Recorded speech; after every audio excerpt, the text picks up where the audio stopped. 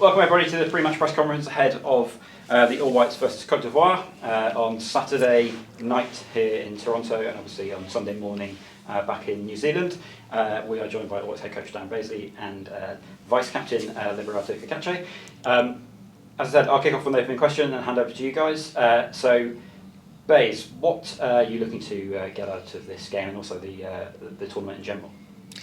You know, it's a great opportunity for us to play, a higher opposition than we've been playing the last 9 months. You know, we know what we've been through, and what we've achieved. But for us, it's a start of a new chapter. You know, we now know building up to the World Cup, we're going to be playing against, top 40 ranked teams, for the rest of the year. So, yeah, we're here to try and get results against that level of opposition, but we also know we need to test ourselves in and out of possession to see where we're at, and continue that preparation towards the World Cup. Okay, over to you guys. G'day guys, how's it going? Darren, just to start with you first, how difficult is the next few months leading up into the World Cup to, I guess, pick a squad of guys to represent New Zealand at the World Cup? Yeah, it's getting harder and harder. Had some difficult conversations the last few windows. Over the last two years, really, it's gradually, our options are getting bigger. We've got some really good players doing some really great things around the world, and we've got really good players that are not here. So, what we say to the guys selected is it's your opportunity. Put your best foot forward. Claim the shirt, do what you can. But then obviously they go back to the clubs and continue that. But it's, we're a year away, so there's a lot of opportunities for people. But yeah, it gets harder. And Liberato, does it feel like that? Like almost every game up until the World Cup is a bit of a trial for this group? Is there an extra edge in trainings now, given what's to come? It doesn't feel like that in camp. The boys are pretty similar, like what they've been like in the last few camps. And everyone's confident that when they do cross that line, that they'll put everything forward and make sure that they put themselves in the best opportunity to be selected for that World Cup.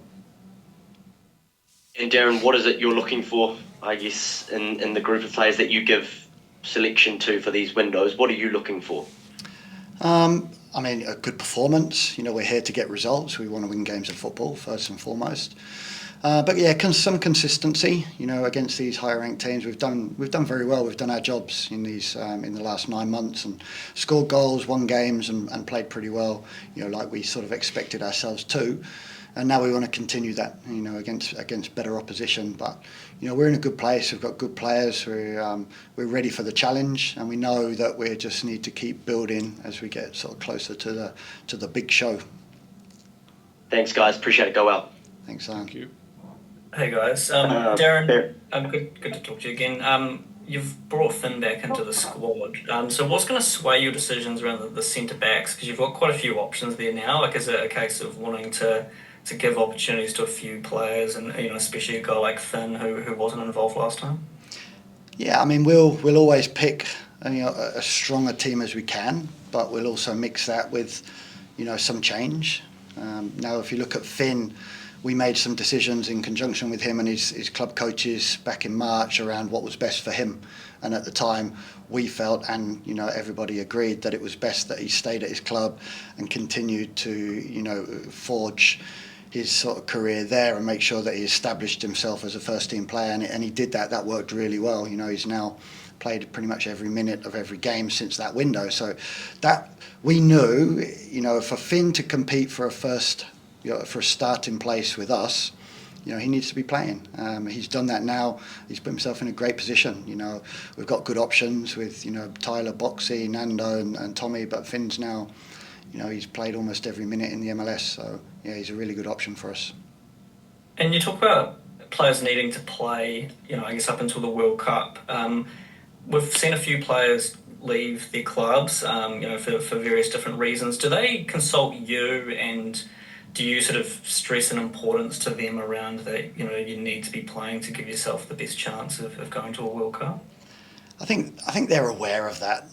We've got players, all around the world in different circumstances right now.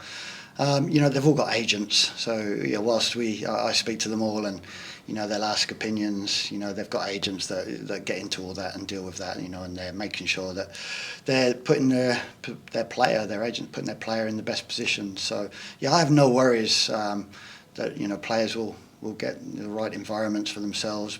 And whilst we want everybody playing every minute of every club game, it's not just on that. We've got players that have done really well when they're coming with us. We've got players that are really good on pitch 2, which is what we call our environment and our culture. So there's lots of different reasons for selections for different players. We sort of look at every decision individually, positionally. But it does get a bit tougher. And just for you, Libby, I guess you went from the high of qualifying for the World Cup to relegation with Empoli. Have you just talk about what that experience was like? I guess there's not too many Kiwi players go through sort of that high stakes situation of fighting to survive. Yeah, it wasn't a nice feeling. Obviously, getting relegated. It was definitely an experience that will help me grow as a player. And I was hoping that it wouldn't come down to the last match day like it did. Doing that 2 seasons in a row takes a toll on you mentally and physically, obviously. But it's just going to help me grow and make sure I don't put myself in the situation to do it again. Yeah, and just a final one from me. Like, where does that leave you with the club? I mean, do you look elsewhere now that they've been relegated, or obviously you're still contracted? Is there a chance you would still go through another season? Yeah, like you said, I'm still contracted for another year, and I've got an agent who will be working behind the scenes to do what he does. But I can't really comment too much. I'm contracted there, and we'll see what happens. Thanks, guys. Thanks, Phil. Barry Guy from RNZ Sport. Libby, firstly with you, I know these games are very much about the team and building towards the World Cup, but playing different styles with the games you're going to have in the next 2 games, how important is that to, let's show how you cope with the different styles that you might face? Yeah, we've got to make sure that that we can adapt to every style that's put onto the pitch. We have to make sure that we adapt to ourselves, but also to how the opposition play. That's going to be very important heading into a World Cup, because we're going to be playing 3 different sides of the World Cup, and they're all going to be different. So we've just got to make sure that we adapt the best way possible and use these games to make sure we can adapt. What do you expect from, firstly, the Ivory Coast and then Ukraine? Yeah, Ivory Coast, first of all, will be a different challenge to what we've expected, obviously, the last tour. We'll expect that they'll be very physical, and they'll use their physical attributes to try to dominate us. But at the same time, we've got to make sure that we use our strengths to hurt them. And I think if we do that, we can have a good chance of winning the game. I don't know, level-headed guy, taking everything in your stride. But another 3 nations qualified for the World Cup this morning. Do you sort of take time away from everything on and just sort of think, yep, we're building towards that, more teams are there, and just the excitement of it, perhaps? Is that a question for me? Who's that for, Barry? Yes, for Libby. I guess so. I did kind of watch the game this morning, the Australia versus Japan game, and you can see that whatever happens in football can happen. They played really well, and they've put themselves in a really good position to qualify, and it's kind of cool to see other nations. I saw Uzbekistan qualified as well today, and it's kind of cool to see other nations qualify. But it's good that we got the job done as soon as possible. And just, Darren, your squad, everyone available for selection? Yeah, everyone's fit. Everyone's ready. So we're in a good place. It's a good hotel, good training grounds. We trained at the stadium today, which was a nice pitch, and it'd be a nice venue to play at. So Yeah, we've got another training tomorrow, a couple of days before the game. So yeah, we're in a good place. G'day guys, good to see you. It must be nice weather over there, you're looking well. Darren, how do you plan to use your squad over the two matches? I mean, we're in a position where we've got quite a few players that haven't got really good recent game minutes, and a few players that, season's finished, a little while back. So I think it's going to be difficult for a lot of players to play long, 90 minutes. So we'll definitely be looking to use the squad and make changes. We can use 6 substitutes for this game. I can imagine we'll do that, so we'll get 17 players, that get game time, and probably pretty good game time. Yeah. And you said at the start about this feels like a new chapter since qualification. How does that change the approach, do you think, of the team, if it does change the approach at all? I mean, we've got a style of play, in and out of possession that we've got agreed with the players that we've been working on for the last year, and we've agreed that we don't change, we don't keep changing because we don't get a chance to train that much. So we get together for an international window, and you can't keep starting again, playing a different formation or trying to do new things. What we need to do is just get better and better at what we do. So I mean, that's what we're planning to do. Like I said earlier, in every game we've played in the last 18 months, 2 years, we've had moments within games that we've executed things really well.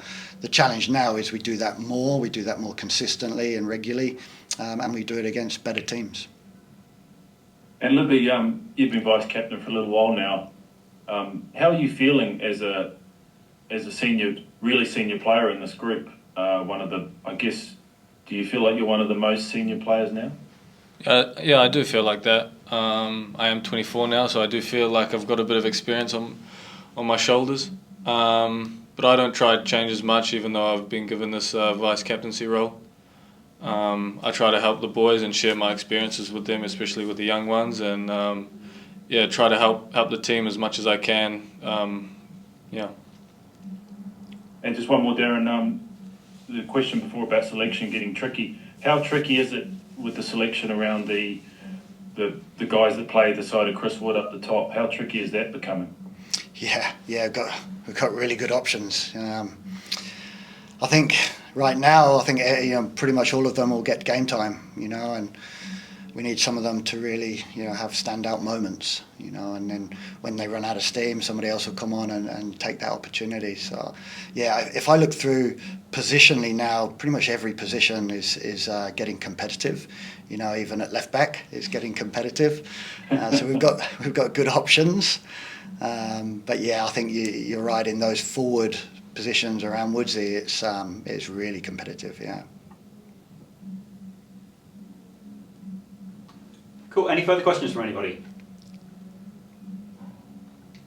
All good? If not, we will call that there. Thanks everybody for joining us. Thanks, guys. And we will send out the video for this shortly. Cheers everybody. Cheers, guys. Thank you. Good to see you. Thanks, guys.